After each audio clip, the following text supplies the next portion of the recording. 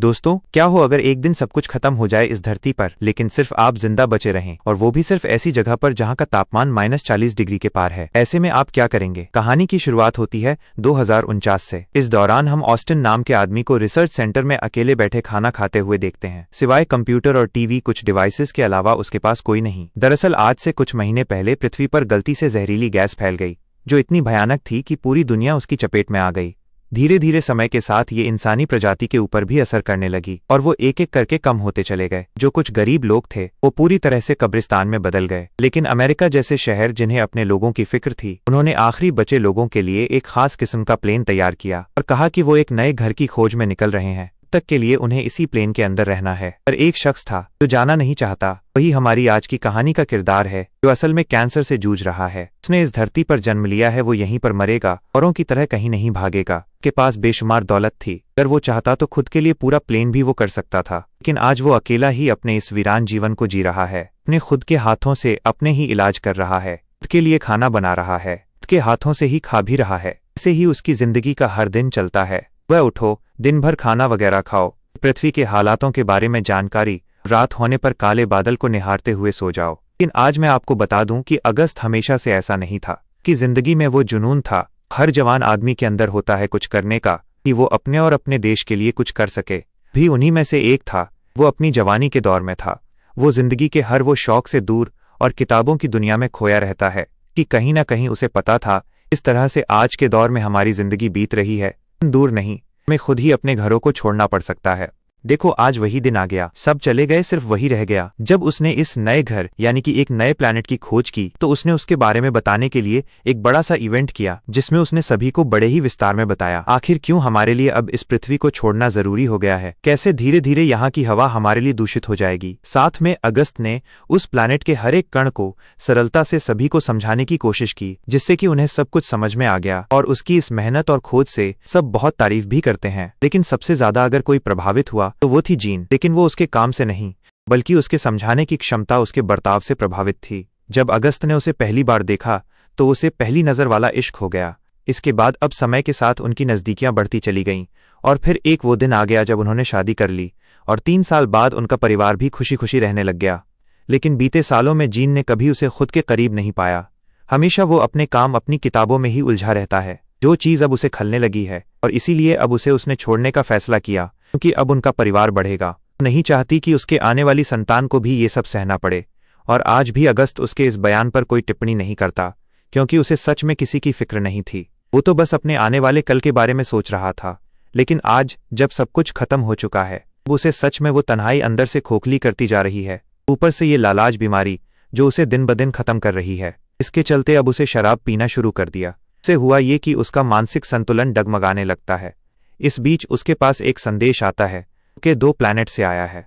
जी हाँ, ये वही ग्रह है जिसकी अगस्त ने खोज करी है और अपनी ही कंपनी के कुछ लोगों को वहां पर भेजा है, जिनकी हेड है डॉक्टर सूली, जिसका काम अब पूरा हो चुका है। और यही संदेश वो अब धरती पर भेज रहे हैं, लोगों को देने की कोशिश कर रहे हैं। लेकिन किसी से भी उनका कोई कांटेक्ट नहीं हो पा रहा है। होगा भी कैसे, क्योंकि धरती तो पूरी तरह से खाली हो चुकी है। पर यह बात उन्हें अभी पता नहीं है। अब जब अगस्त को यह संदेश मिला तो पहले उसे समझ में नहीं आया कि ये कौन है और क्या संदेश वो दे रहा है। उसकी तबीयत इतनी ज्यादा बिगड़ चुकी है कि उसे अब पिछला कुछ याद ही नहीं रहता। फिर भी उसने बड़ी कोशिश की और तब जाकर उसे याद आया, ये तो उसके ही भेजे हुए लोग थे, जिन्हें केटीयू पर जीवन की खोज है या नहीं, ये सुनिश्चित करने के लिए भेजा गया था। लेकिन अब उसे आने से रोकना होगा, क्योंकि अब इस जगह पर कुछ नहीं बचा। लेकिन अब वो 6 या फिर 7 घंटे बाद ही उससे संपर्क कर पाएगा, क्योंकि उसके पास इतना बड़ा एंटीना नहीं है वो जल्दी से कांटेक्ट हो सके। सब कुछ खराब हो चुका है। उधर डॉक्टर सूली भी अपनी क्राफ्ट में मौजूद सभी लोगों को आगाह करती हैं। उनका कांटेक्ट हो चुका है, पर वो पूरी तरह से सुरक्षित नहीं है कि वो मैसेज उस तक पहुंचा होगा या नहीं। इस दौरान हम कीटू प्लैनेट को देखते हैं, जहां सब उपलब्ध है, जिसे कि इंसान की जनजाति दोबारा से जन्म ले सकती है। जब तक संदेश आया वो कुछ खाने के लिए चला जाता है, लेकिन तभी उसे किचन में आग लग गई, जिससे वो बहुत ही ज्यादा घबरा गया। पर समय रहते उसने उस आग पर काबू पा लिया। लेकिन यहाँ उसके सामने एक ऐसी चीज आई है जिसकी इस जगह पर तो कभी कल्पना नहीं की थी। दरअसल ये एक छोटी बच्ची थी। जी हाँ, इस खून जमा देने वाली ठंड में इस बीच ये लड़की कहाँ से आई, यही सवाल उसके मन में बार बार आ रहा है। तो वो उसे आखिरकार पूछ ही लेता है कि उसका क्या नाम है और कहाँ से वो आई है। लेकिन वह कोई जवाब नहीं देती है। तो अगस्त को लगा कि शायद वो डर रही है, इसीलिए उसने उसे थोड़ा समय देने का सोचा ताकि वो थोड़ा रिलैक्स हो जाए। इस बीच उसे ख्याल आया कि समय हो चुका है संदेश वापस देने का। लोगों को देने की कोशिश कर रहे हैं, लेकिन किसी से भी उनका कोई कांटेक्ट नहीं हो पा रहा है। लेकिन जब वो डिवाइस के आगे बैठा तो उसे ख्याल आया कि यार सिग्नल तो है ही नहीं मेरे पास, जिससे कि इतनी दूर मैं मैसेज भेज सकूं। तब उसे ख्याल आया कि शायद उसका एंटीने में कुछ दिक्कत आ गई, इसीलिए वो ऊपर जाकर उसकी पोजीशन को ठीक करता है। फिर नीचे आकर दोबारा से कोशिश करी, लेकिन इस बारी भी कोई प्रक्रिया नहीं आई, और इससे वो समझ गया यहां से कुछ नहीं होगा। उसे किसी ऐसी जगह जाना होगा जहां से सही सिग्नल आ सके।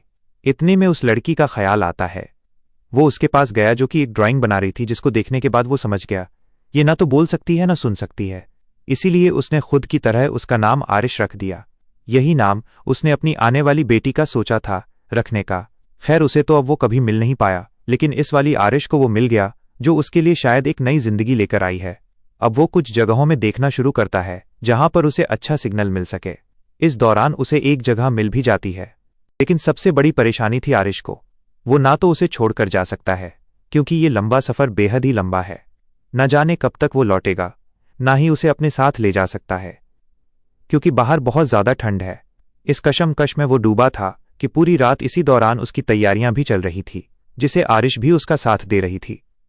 समय के साथ अब दोनों में अच्छी खासी बनने लगती है, इसीलिए आखिरी समय पर उसने ठान लिया कि वो उसके साथ लेकर जाएगा, क्योंकि अगर वो साथ रहे तो उसकी हिम्मत बढ़ेगी। तो अब सामान वगैरह पैक करके वो दोनों अगले दिन मोटर बाइक से निकल जाते हैं। चारों तरफ हम बर्फ ही बर्फ देखते हैं। ठंड तो इतनी थी कि खून जमा दे, लेकिन फिर भी अगस्त भागे जा रहा है। समय जो कम है उसके पास। रात होने पर दोनों एक जगह पर ठहर जाते हैं, क्योंकि अभी ठंड बहुत बढ़ चुकी है। लेकिन उसी दौरान एक हादसा हो जाता है। जिस जगह इन्होंने अपना कैंप लगाया था वहां की बर्फ पिघल जाती है, जिससे होता यह है कि दोनों ही पानी के अंदर गिर पड़े। लेकिन समय रहते अगस्त खुद और आरिश दोनों को साथ में बाहर निकाल लेता है। लेकिन अब इनके पास कुछ भी नहीं है, यानी कि जो कुछ भी था जरूरत के लिए सब कुछ डूब चुका है। अगर कुछ बचा है तो इनके शरीर पर पहने हुए कपड़े, यानी कि बस इनके आगे का सफर पैदल ही तय करना पड़ेगा। लेकिन अगस्त के लिए सफर काफी कठिनाइयों से भरा था कि उसकी तबीयत खराब होने लगी थी। बूढ़ा अगस्त बार बार थक जाता है, वहीं बैठकर आराम करने लगता है। जो देख आरिश ने उसे समझाया, आप ऐसे ही बार बार रुकते रहेंगे तो हमारा सफर और लंबा हो जाएगा। अगर आप लगातार चलेंगे तो दूरी कम हो जाएगी। ये बातें उसे हौसला देती है, इसीलिए वो फिर खड़ा हो और चलना शुरू करता है। 2 दिन बीत चुके हैं, लेकिन अभी भी इनकी मंजिल इनसे काफी दूर है, जिसके कारण अगस्त का शरीर में जान की एक बूंद नहीं बची। इससे भी और भयानक हो जाता है। तभी अचानक से वहां पर बर्फ का तूफान आ गया। चारों ओर तेजी से बर्फ उड़ने लगी, जिसमें आरिश का हाथ अगस्त से छूट गया, जिससे वो परेशान हो गया और झुंझलाते हुए उसे ढूंढने लगा। उसके चेहरे पर दिख रही बेताबी से हम समझ पाते हैं आरिश ने उसकी जिंदगी में क्या प्रभाव डाला है। कुछ समय के बाद आखिरकार वो मिल ही गई। फिर ये दोनों अपनी मंजिल तक पहुंच गए, जहां जाकर पहले तो उन्होंने कुछ खाया। फिर अगस्त ने कांटेक्ट करने की कोशिश की, जो कि फाइनली हो जाता है। अब वो डॉक्टर सूली से बात कर पा रहा था, लेकिन इससे पहले कि वो पृथ्वी के हालातों के बारे में बता पाए, तभी उनके क्राफ्ट से कुछ पत्थर आकर टकराने लगते हैं, जिससे इनके एक बारी फिर से कनेक्शन टूट जाता है। यहाँ पर अगस्त फिर से परेशान हो चुका था, कहीं वो इस ओर आ न जाए, लेकिन असल में वहां क्राफ्ट पर तो हड़कंप मच चुका है। टक्कर से एक तो पहले ही वो रास्ता भटक चुके हैं, ऊपर से अब एक और मुसीबत है। लेकिन डॉक्टर सूली अब खुद बाहर अपनी एक साथी जाकर उन टूटी हुई चीजों को ठीक करने की कोशिश करती है, ताकि जल्दी से दोबारा कनेक्शन मिल सके। लेकिन बाहर जाना खतरे से खाली नहीं है, क्योंकि वो जिस जगह पर रुके हैं वहां हर समय पर लगातार पत्थर ब्रह्मांड में तैर रहे हैं। पर फिर भी ये अपना काम पर डटे रहते हैं और समय रहते वायर को ठीक कर देते हैं, जो कि टूट चुकी थी। लेकिन इससे पहले ये दोनों ही वापस अपने कॉकपिट में आ गए। दूसरे साथी से एक पत्थर आकर टकरा जाता है, जिसमें वो बुरी तरह से घायल हो जाता। समय रहते ही उसे अंदर लेकर आ जाती है, पर जैसे ही उन्होंने उसके हेलमेट को हटाया, उसने ही उस समय अपना दम तोड़ दिया। उसकी मौत से पूरे क्राफ्ट में मातम छा गया, क्योंकि वो सबसे मिलनसार मेंबर था जिसे अपनी जान गंवा दी। इस बीच सूली फिर से अगस्त से कांटेक्ट हो जाती है, और इस बारी समय बर्बाद न करके अगस्त ने उसे सब बता दिया। वो लोग पृथ्वी पर ना आए, क्योंकि अब ये वो पृथ्वी नहीं रही जिसकी कल्पना वो लोग कर रहे हैं। सब कुछ बर्बाद हो चुका है। एक जहरीली गैस फैल चुकी है, जिसके चलते जितने भी लोग मारे गए थे बस कुछ चुनिंदा लोग जिंदा है, आखिर में जिन्हें उनकी सरकार लेकर चली गई। लेकिन अब उनका कुछ भी अता पता नहीं है। इसीलिए तुम लोग वापस के 2 लौट जाओ और वहां एक नए संसार की शुरुआत करो, क्योंकि वहां जीवन है, ऐसा तुम ही लोगों ने बताया है। तब सूली पूछती है, फिर आप वहां अकेले क्या कर रहे हो? उसने जवाब दिया कि उसकी तकदीर में अकेला ही पन लिखा है, जिसे उसने अपना लिया है, लेकिन ये लोग रास्ता भटक चुके हैं। तो अगस्त ने उन्हें सही रास्ता बताता है और कहता है कि हमेशा कीटू को बुरे लोगों से बचाना और ज्यादा की लालच में मत पड़ना, वरना उसकी हालत भी पृथ्वी जैसी हो जाएगी। सही लोकेशन मिलने पर ये लोग बहुत खुश थे, लेकिन इनका एक साथी है जो केटू नहीं जाना चाहता। उसका कहना है कि वो पृथ्वी पर जाएगा क्योंकि वहां उसकी पत्नी उसके बच्चे इंतजार कर रहे हैं, क्योंकि उन्होंने उसे वादा किया था। पर अगस्त उसे समझाता है कि यहाँ कोई नहीं है, यहाँ पर मत आओ। वो नहीं मानता, अपनी जिद पर अड़ा रहता है, जो देख बाकी के लोग भी हार मान गए और कहा कि ठीक है, अगर तुम यही चाहते हो तो तुम जा सकते हो, हम लोग वापस कीटू जा रहे हैं। एक एक्स्ट्रा क्यूब की मदद से उन्होंने उसे पृथ्वी की तरफ भेज दिया। इन लोगों ने अपने क्राफ्ट को कीटू की लोकेशन की तरफ रख दिया। इधर अभी भी अगस्त और सूली की बातें चल रही है, जिसमें वो उसे बताती है कि हमेशा से जब से वो बच्ची थी तब से वो उसका रोल मॉडल रहे, क्योंकि उन्हें उनकी वजह से एस्ट्रोनॉट बनी और बाद में उनकी कंपनी ने उसे मौका दिया इस रोमांच की खूबसूरती को देखने का। इसीलिए वो उनका शुक्रिया अदा करना चाहती है। यहाँ तक कि उसकी माँ मिसेज जीन्स भी उसे बहुत प्रभावित थी, हमेशा ही उनके बारे में बात किया करती थी। ये सुनने के बाद अगस्त की जिंदगी मानो थम सी गई। मिस्टर जीन्स, आपको कुछ याद आया?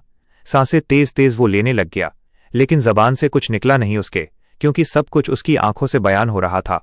जब उसने उससे पूछा कि उसका पूरा नाम क्या है, तो उसने बताया कि डॉक्टर सूली आरिश। ये सुनने के बाद तो मानो उसकी जिंदगी का मकसद पूरा हो गया।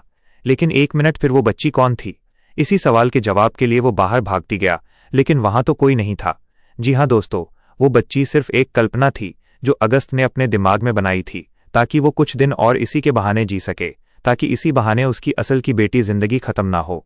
अगर वो पहले ही मर जाता अपनी बीमारी से, तो शायद आज ये पूरा क्रू भी यूं ही भटकता रहता और आखिर में मर जाता।